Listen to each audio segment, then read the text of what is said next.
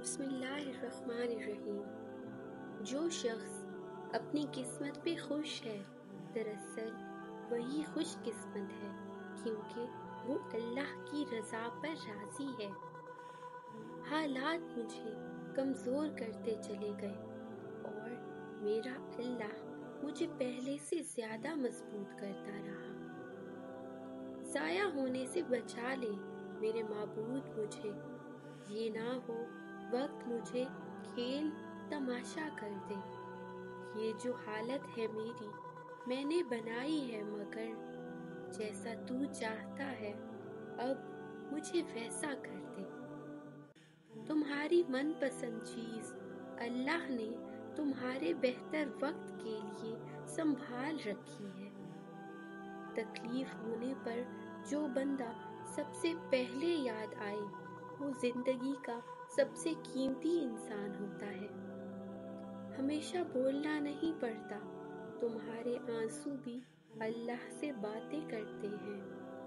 تم سجدہ زمین پر کرتے ہو اور تمہاری صدا 7ویں آسمان تک جاتی ہے۔ اللہ کو بہت پسند ہے جب آپ دنیا سے نہیں اللہ سے مانگتے ہو۔ صبر کرنے والوں کا مقدمہ اللہ تعالیٰ خود لڑتا ہے۔ لوگ برا کہتے ہیں، کہنے دو، وہ تم نے نہیں سنا، وَتُعِزُّ مَن تَشَاءُ وَتُذِلُّ مَن تَشَاءُ۔ اکیلے ہونے کی سب سے اچھی بات یہ ہے کہ جب آپ پریشان ہوں، آپ اداس ہوں، آپ کو سننے والا صرف آپ کا اللہ ہوتا ہے۔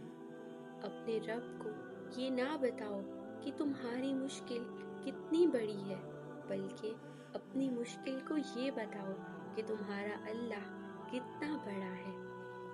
اللہ سے اس قدر قریب ہو جاؤ کہ تم دعا مانگو تو فرشتے آمین کہیں۔ ہر کسی کے لیے دعا کیا کرو، کیا پتہ کسی کی قسمت تمہاری دعا کا انتظار کر رہی ہو۔ جب اللہ کا کرم ہو جاتا ہے تو وسیلے بھی بن جاتے ہیں اور مانگنے کا طریقہ بھی آ جاتا ہے۔